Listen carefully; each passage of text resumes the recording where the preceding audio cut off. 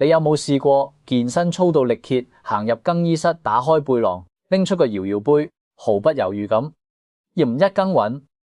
啲拿味嘅粉，加凍水搖爛，然後咕嚕咕嚕灌落肚。又或者你企喺超商貨架前面，俾成排嘅高蛋白鮮奶、高蛋白多士、高蛋白布甸包，圍都唔知揀邊款。好，呢幾年健身風潮一浪接一浪 ，Gym Room 開到總有一間喺你左近高蛋白3個字，幾乎入侵咗便利店每一樣嘢食。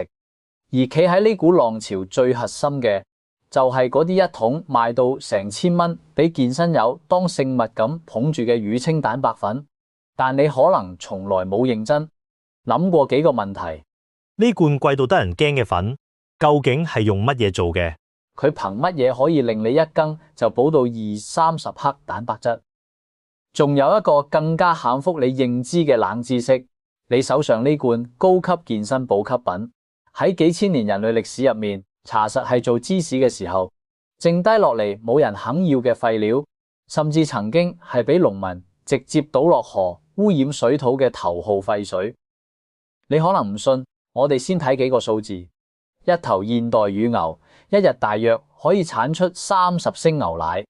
牛奶入面嘅蛋白質只佔大約3%，而呢3%入面，你真係想要嘅乳清蛋白又只係佔得大約2成。換句話講，一整頭牛辛苦質地出嚟嘅奶可以變成乳清蛋白嘅部分，只係零頭之中嘅零頭，大概6克，隨時連你一羹粉嘅份量都冇。偏偏就係呢一丁點嘢撐起咗一個極之攀大嘅產業。全世界號稱最大嗰間蛋白工廠，一年365日，每日24小時，從不間斷咁開機，每日要處理幾百磅乳清蛋白原材料，吐出一桶又一桶成品，幾百巴成。講白啲，即係差唔多幾十隻成年大象嘅重量。日日如是。今次我哋就帶你一齊轉入由牧場到罐頭嘅成條生產線，睇下人類點樣將一灘曾被嫌棄、被倒咗幾千年嘅芝士廢水，一步步精煉成你健身之後嗰一羹可以賣到黃金咁貴嘅白色魔法等等。喺我哋開機之前，你有冇好奇過乳清蛋白嘅身世其實相當坎坷，佢嘅歷史比你想象中長好多。只要人類開始識得做芝士，就會有乳清。呢件事少講都幾千年。做芝士嘅原理好簡單，就係將牛奶入面嘅固體凝結成一塊塊，嗰啲白色凝乳最後變做芝士，而俾人質底出嚟留低落嚟嘅嗰一大灘淡黃色液體就係乳清。西方有一首家傳戶曉嘅童酒，講一個細路女坐喺草墩上面食住 curds and whey。Curd 就係凝乳 ，whey 就係乳清。連古希就明，伊希波克拉底都試過將乳清當成一種藥方開俾病人。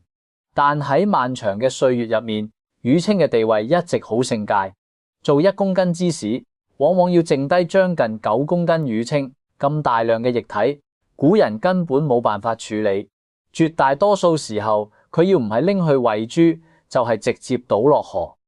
而呢一倒大件事，乳清入面有大量有機物，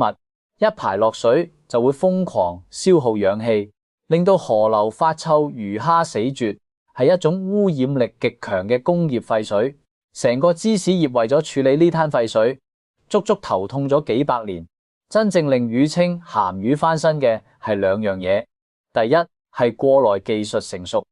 人類終於有辦法將呢灘原水入面嘅蛋白乾乾淨淨咁提取出嚟。第二係由上世紀後期開始橫掃全球嘅健美同健身文化。當健身室入面嘅人瘋狂追求增肌、追求高蛋白嗰陣，有人猛然發現呢灘俾人倒咗幾千年嘅廢水裏面，竟然藏住一種吸收極快、氨基酸組成近乎完美嘅優質蛋白。就喺嗰一瞬間，廢料變金澤呢個劇情。如果你有睇過我哋之前講白糖嗰一集，係咪熟口熟面？曾經一度只配做豬屎料嘅甜菜，最後俾拿破安捧成糖鬆星。食品工業史就係不斷上演同一個故仔。一樣嘢嘅價值從來唔係取決於佢係乜，而係取決於人類幾時願意睜眼望佢一眼。講到呢度，成個邏輯徹底反轉咗。以前芝士廠要花錢花人力去處理呢灘煩人嘅廢水，而家乳清變成芝士廠找補上面一筆額外嘅收入。甚至有一啲廠賣乳清賺到嘅錢可以補貼到相當大一部分做芝士嘅成本。一樣嘢由令你倒貼錢去處理嘅負資產變成幫你賺錢嘅副業，中間嘅差別就係一層過濾膜同一場時代眼光嘅差別。今日全世界每年生產嘅乳清蛋白係以百萬波生計，佢早就唔再係芝士嘅附屬品，而係長成一門獨立價值數百億美元嘅潘大生意。講完身世，我哋跟住鏡頭去牧場睇下，一切嘅源頭牛奶乳清蛋白嘅品質，由乳牛嗰一刻就已經決定咗。行內有一句說話，快樂健康嘅牛先產得出高品質嘅奶。而高品質嘅奶係做出高品質蛋白嘅第一步。一頭現代乳牛一日大約產30升奶，一日要俾自動支遞奶機支遞上。前面講過，牛奶入面大有3%到3.5%係蛋白，呢啲蛋白入面有大約80%係酪蛋白，即係 Casein，剩低落嚟嗰2%先至係今日嘅主角。乳清蛋白啱啱周製出嚟嘅鮮奶會即刻俾人降溫，傳入冷藏罐防止細菌滋生，然後由帶住製冷系統嘅冷藏罐車全程低溫運去芝士廠。奶一到廠，迎接佢嘅係一連串嚴格到苛刻嘅檢驗，蛋白含量、脂肪含量、菌落有冇超標、有冇抗生素殘留，全部都要過關。只有品質最頂尖嘅嗰幾批奶先俾人放行上產線，因為源頭呢一關只要放水，後面再精密嘅工藝都救唔返。牛奶嘅命運即將被劈開兩半。檢驗合格嘅牛奶，首先要經歷佢人生第一個大關卡——巴氏德殺菌同分離。先係殺菌，牛奶俾人泵進一套現代加熱系統，喺短短幾秒之內被極速加熱到大約72度。呢個溫度剛好足夠殺死有害細菌，又唔至於破壞營養同風味，然後即刻俾人急速冷卻返去大約4度。呢套快進快出嘅手法係為咗喺安全同營養之間搶返個平衡，殺完菌，真正神奇嘅一步嚟啦！分離牛奶俾人送入大罐入面持續攪拌，跟住工廠會加入一種叫做凝乳酶嘅特殊酵素，英文叫 rennet， 傳統上係由小牛或者小羊嘅第4個胃裏面提取出嚟嘅凝乳酶。一落去，短短一陣，原本均軟嘅牛奶就開始凝結，慢慢結出一坨又一坨柔軟嘅白色凝乳，而由凝乳之間被真底出嚟，分離出嚟嗰一灘淡色液體就係乳清。就喺呢一秒，牛奶嘅命運被乾脆利落咁劈成兩半。嗰啲白色凝乳會順住一條路繼續被加工熟成，變成香濃嘅芝士，而剩低落嚟嘅呢一灘乳清，亦都即係今日故事嘅主角，會俾人送上另一條完全唔同嘅產線，俾現代科技一步步變成健身有信賴嘅蛋白粉。講白啲，你健身之後飲過一杯乳清蛋白，本質上就係其他人做芝士嗰陣鬧出嚟，剩低落嚟嘅嗰灘水，只係呢一灘水後來遇着咗好技術，先活成咗今日呢個樣。呢度有一個比例會令你更加有實感，做出1公斤實實在在嘅芝士，往往要用到大約10公斤牛奶，而呢個過程會分離出將近9公斤乳清。換句話講，芝士廠真正嘅主產品係芝士，乳清只不過係嗰個體積大得多嘅副產品。正正因為量咁大，古人才會處理唔到，唯有倒咗佢。亦都正正因為量咁大，一旦技術跟得上，市場肯認頭，佢即刻就變成一座取之不盡嘅蛋白浸，同一頭牛嘅奶一邊流向餐桌上面嘅芝士，一邊流向健身室入面嘅搖搖杯，而後者恰恰係從前嗰個冇人要嘅部分。啱啱由牛奶分離出嚟嘅乳清，查實仲好唔純，入面除咗蛋白，仲混住脂肪、乳糖、禁物質等等一大堆雜質，直接拎去做粉係唔得嘅。要將蛋白單獨挑剔出嚟，靠嘅係成條產線上最精密嘅一步膜過濾。工廠會令乳清液流過一層又一層特殊嘅過濾膜，呢啲膜上邊布滿幾百萬個細到肉眼根本睇唔見嘅微孔，佢哋就好似一群極之嚴格嘅門衛，淨係容許尺寸啱嘅蛋白分子通貨，將脂肪、乳糖呢啲唔想要嘅嘢通通攔喺門外。業內常用嘅兩種技術叫微羅同錯流過濾，呢套方法最犀利嘅地方在於佢全程唔需要加任何化學藥劑，亦都唔需要高溫，純粹靠物理勒選，所以能夠最大限度咁保住乳清蛋白嗰套嬌貴又完整嘅天然缺稿。而過濾得狠唔狠，直接決定咗你最後買到嘅係邊一檔貨。過濾得溫和少少，留低嘅蛋白純度大約7到8成，仲帶住少少乳糖同脂肪，呢個就係最大眾最平價嘅濃縮乳清蛋白。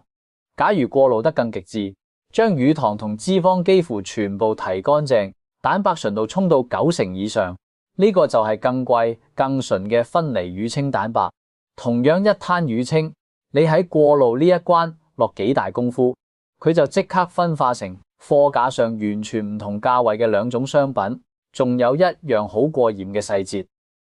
嗰啲俾過濾膜攔低唔要嘅嘢，工廠一樣都冇浪費。被分出去嘅乳糖係烘焙糖果，甚至輕以配方奶粉入面嘅常用原料，會俾人單獨收集賣走。分出去嘅脂肪同滲物質亦都各有各嘅下家。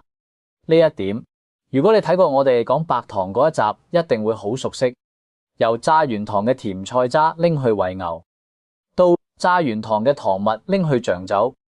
工業食品嘅邏輯永遠係同一個，將一樣原料食乾抹淨，連邊角料都要變成另一門生意。一頭牛嘅一滴奶就咁樣俾人拆成蛋白、乳糖、脂肪，各自流向完全唔同嘅貨架。過濾完嘅乳清已經係一汪蛋白濃度幾高嘅液體，但佢始終仲係液體，要變成你手上嗰罐乾爽嘅粉，仲爭最後兩步，濃縮同乾燥先係濃縮。乳清液俾人送進巨大嘅蒸發罐，喺嚴格控制嘅溫度同壓力之下，將多餘嘅水分一啲一啲抽走。呢度嘅溫度一定要壓得好低，因為蛋白係一種極之怕熱嘅嘢，溫度一高，佢嘅缺稿就會變性，失去活性，成批貨即刻報廢。水分被抽走之後，留低落嚟嘅係一汪更濃更純嘅蛋白溶液。接下來就係嗰個，如果你睇過我哋上一集會覺得非常眼熟嘅步驟，噴露乾燥。冇錯，就係即溶咖啡，將咖啡原液變成咖啡顆粒嗰陣用嘅嗰套魔法。乳清蛋白用嘅幾乎一模一樣，濃縮後嘅乳清液俾高壓噴嘴，老化成無數極之細密嘅餃滴，好似一場蛋白質做嘅微雨，噴入一個巨大嘅乾燥塔入面。塔裏面灌滿熱風，呢啲小漏滴仲未落到地裏面嘅水分，就已經俾人瞬間蒸乾，剩低一粒粒又輕又細嘅蛋白微粒，慢慢飆落俾人收集起嚟。一汪液體就咁樣喺幾秒之內變成雪一樣嘅粉，變成粉之後仲要過多兩重收尾，先過一輪氯，將結塊嘅過大嘅顆粒挑走，保證粉末粗幼均勻，再入一部大型混合機，將最後殘留嘅一啲水分徹底趕走，令整批粉變得穩定。又均能達標之後，呢啲純乳清蛋白粉會俾人裝入20公斤，甚至重達500公斤嘅大袋入面，運去下一站。呢啲裝住純乳清蛋白嘅大袋，最後會送入號稱全球最大嗰間蛋白工廠。呢度似一座永不停歇嘅大鐘，一日24小時，一星期7日，連直轉，每日處理幾百羹原料，產出成千上萬桶成品。原料一到先稱重，再過一個摸眼大約2毫米嘅幼竹，確好每一粒粉都打散，方便混合。跟住就係最關鍵嘅一步，你要知道乳清蛋白從來唔係單打獨鬥嘅，純乳清蛋白本身其實相當清淡，甚至會有少少難飲嘅腥味，所以喺呢度佢會俾人隔入乳糖、脂肪、維他命、禁物質，仲有最重要嘅兩樣嘢，香精同甜味劑，正係靠住呢兩樣先至有咗貨架。上嗰啲雲呢，拿朱古力、士多啤梨、曲奇忌廉嘅誘人口味，調配好嘅粉會喺巨大嘅不鋼罐入面，俾緩緩轉動嘅猛熱搞到鐵底均暖，接住送入高速離心罐入面，旋轉大約15分鐘，將所有成分死死融合埋一齊，消除任何分層，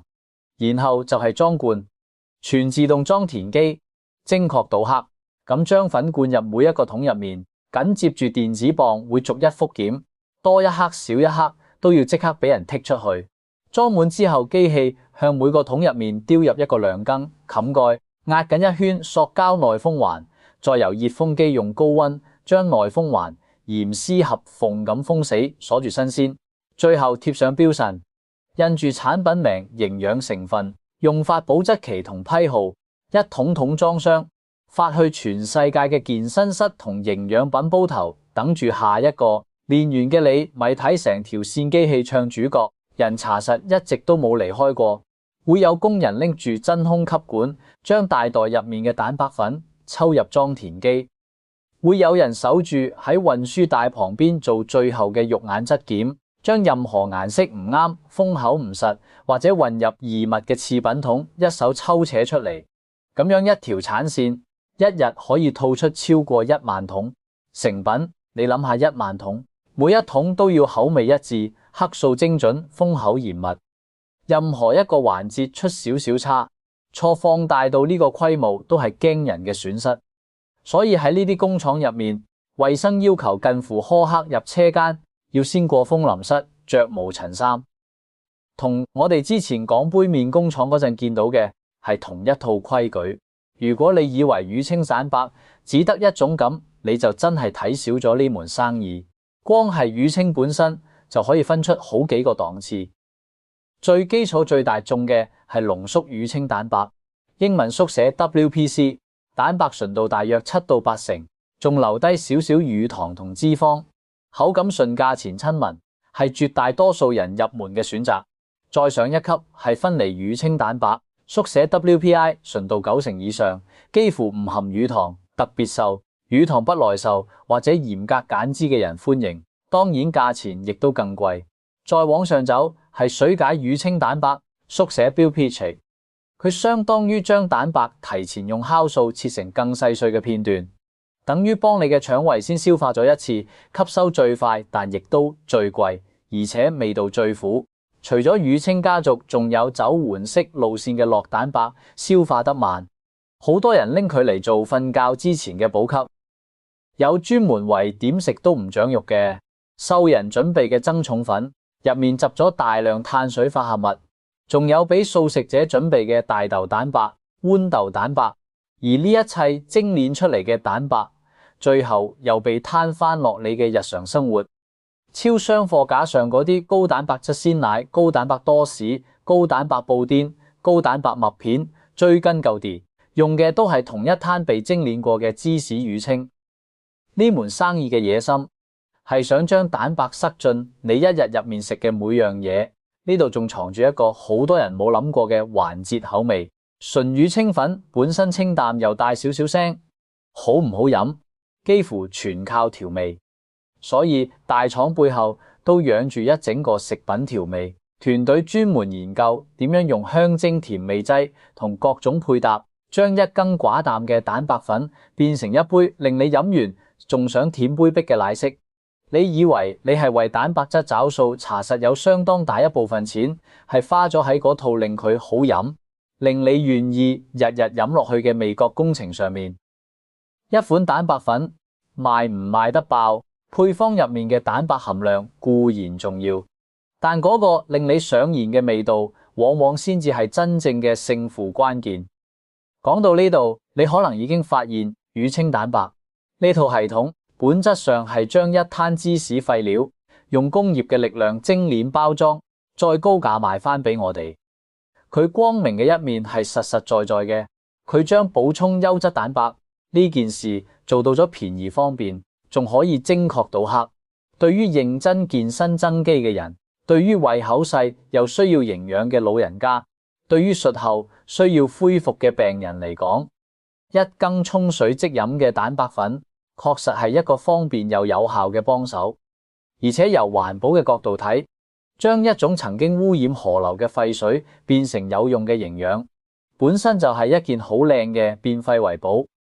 但係硬幣嘅另一面係，乳清蛋白同時都係一場營銷嘅巨大勝利。一個存在咗幾千年嘅芝士副產品，被重新包裝成健身聖品，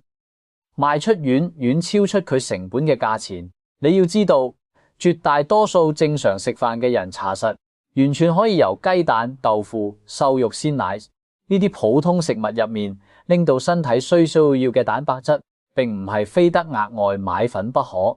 嗰個印喺罐上面肌肉拱張嘅大隻佬同埋增肌、質、自律呢啲字眼賣俾你嘅，往往唔單止係蛋白質，仲有一整套關於身材、關於焦慮、關於你應該成為一個咩嘢樣嘅想象，再加埋入面嗰啲為咗好飲而加進去嘅香精、甜味劑同各種添加物，佢令到食夠蛋白變得無敵方便。但係亦都正悄悄咁令我哋忘記咗一隻幾蚊雞嘅白鴨蛋，一就過數嘅豆腐可能同樣幫到手，而且平得多。更隱蔽嘅一點係，當補充蛋白呢件事被簡化成攪勻一羹，沖個水一飲而盡，我哋同食物之間嘅關係亦都喺度悄悄變微。營養被拆解成罐上面一行冰冷嘅數字，一餐飯嘅意義被壓縮成咗幾多克蛋白、幾多大卡。我哋越嚟越擅長計數，卻越嚟越少去好好食一餐有滋味、有溫度嘅飯。咁並唔係話蛋白粉有咩錯，佢只係一個工具，方便高效，恰到好處。只係當越來越多人將一羹粉當成一餐飯嘅替代品嗰陣，我哋或者都應該偶爾停低諗一諗，食物俾我哋嘅本來從來就唔單止係蛋白質咁簡單。講到呢度，我哋呢場橫跨牧場、芝士廠、過羅膜同噴腦塔嘅旅程就接近尾聲啦。由一頭一日產30升奶嘅乳牛，到零乳酶一落去令牛奶命運一分為二嗰秒，由嗰層布滿幾百萬個微孔淨係放蛋白通過嘅過內膜，到嗰座同上一集即溶咖啡同款，將液體幾秒飛成粉雪嘅乾燥塔，再到裝罐線上精確倒刻嘅每一次灌裝，呢一切嘅工業精密，最終凝結成你健身之後搖搖杯入面嗰一羹韻呢拿味嘅粉。所以下次你交生起一羹乳清蛋白嘅時候，可以試下諗一諗，呢一羹睇落平平無奇嘅白色粉末入面藏住一頭牛，即貢獻咗一個零頭嘅奶，藏住一灘被人類嫌棄咗幾千年嘅廢水，藏住一場將廢料翻炒成金重嘅工業革命，仲藏住一整個靠身材焦慮運轉嘅龐大產業。佢唔單止係蛋白質，佢係化學、農業、工業同一波健身浪潮一齊合作完成嘅一份你想都唔敢想嘅禮物。仲有最關鍵嘅一點，乳清蛋白之所以蛋白含量咁高，根本唔係乜嘢神奇嘅合成科技，佢只不過係做芝士剩低落嚟嗰灘水被過濾、被濃縮、被抽乾，水分之後留低落嚟嘅精華，佢曾經係俾人倒落河嘅污染物，今日竟然變成貨架上俾人捧住買嘅健身聖品。呢中間隔住嘅從來唔係乜嘢魔法，而係一層過羅膜同一場恰恰好迷戀肌肉嘅時代浪潮。咁問題嚟啦，睇完成集，你健身之後嗰一杯飲嘅係邊一種？係入門嘅濃縮乳清，係純正嘅分離乳清，定係吸收最快嘅水解乳清？口味你又偏愛揾呢？拿朱古力定係海鹽焦糖？抑或你根本就懶得買粉，靠住雞胸肉同白鴨蛋就將蛋白質補晒翻嚟？歡迎喺留言區話俾我聽你嘅選擇。呢度係我哋嘅頻道，喺呢度，我哋帶你深入嗰啲藏喺餐桌背後嘅食物巨型機器。每一座超級工廠嘅背後，都藏住一個超出你想象嘅食物事件。如果鍾意我哋嘅影片，歡迎讚好訂閱，一齊嚟揭秘每啖美味背後嘅工業奇觀。